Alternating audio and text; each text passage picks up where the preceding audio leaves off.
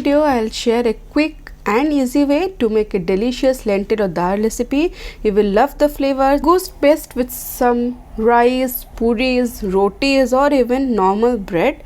So try this way, you will love the recipe and the secret hack. Hey guys, I am Subhankari and I welcome you all to my channel So's Food Corner English, and I hope you all are doing great in your lives. If you are new to my page, do subscribe to my page and do not forget to tap the bell button. Thank you all for loving my channel so much and liking my videos. So let's begin with this yummy recipe. So for this recipe, I'll be requiring 2 medium size of onions and I need to slice them beautifully. So as I said, this recipe I'll be sharing a quick hack. So first hack is that onions need not need to be fried. So for that I'll slice these onions, and second hack is that all the condiments except these onions I'll be just crushing it and using it. So I have sliced these onions, you can see it's done, and as I said, very few ingredients, rustic way of cooking. So after slicing these onions, I've taken here some tomatoes, around 1 inch of ginger that I have nicely peeled, and garlic 10 and 2 green chilies. So tomatoes I will be cutting, and I have crushed this ginger, garlic and green chili. So that's it. Apart from this, I have taken a few spices: turmeric powder around 1.5 teaspoon, and some cumin powder, coriander powder, and here red chilli powder I have taken, black peppercorns, and cloves too I have taken, 2 dried leaf chilies, bay leaves and cinnamon stick. So now comes our star ingredients, that's the Bengal Gram or Chana Dal. I have taken around 1 cup. So here I have soaked it for around 30 minutes. That's very important for this recipe. And this dal, this lentil especially, has a very peculiar flavor. And the trick here to make the perfect recipe of this Bengal Gram is that the most preserved hack is that I need to add around 2 tablespoons of split pigeon peas. This is a different kind of lentil, just 2 tablespoons. This need to be soaked.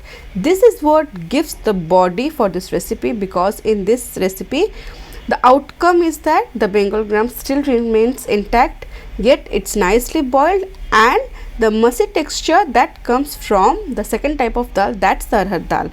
So this is the trick that I was talking about. So now I'll use a pressure cooker. So first I have washed the dal and added to the cooker, and the onions, ginger, garlic and green chilies, tomatoes, bay leaves and cinnamon sticks, the red chilli, and here I have slightly crushed this black cardamom that goes in, the cloves goes in, and all the spice powder that goes in, and salt I have added, you can see. And then I'll add water. The level of water is very important to cook this dal perfectly. The water level should be just 2 inch above the dal or the lentil. That's it. Around I think 2.5 cups of water. So make sure the water level is just 2 inch above the dal.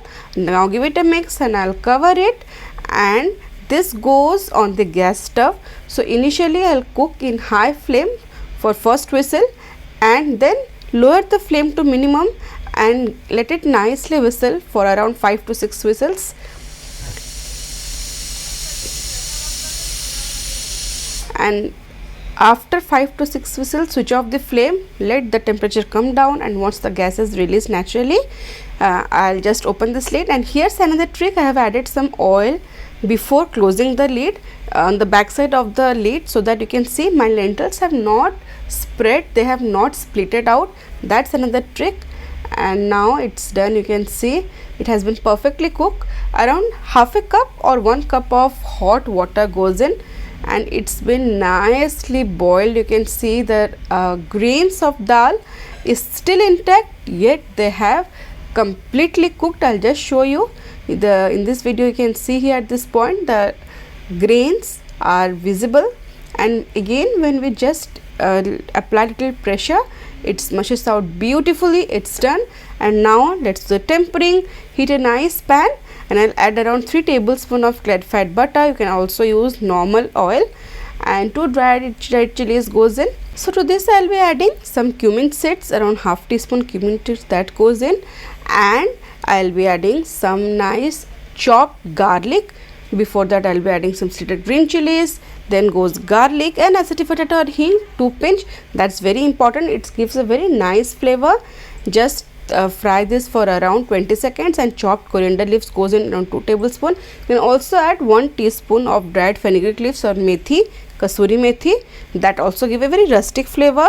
Once it's done, nice aroma will come out. Switch off the flame, and you need to take this off of gas, and then before adding this tempering to our dal, I'll be adding here half teaspoon of Kashmiri red chili powder.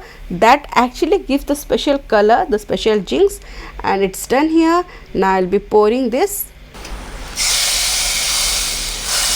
That sound ensures it's perfectly done. Cover it immediately so that all the flavors of the tempering will be absorbed, and after 10 to 15 seconds this is done. You can see my dal is looking lovely, and I'll just ensure all the flavors go inside this dal,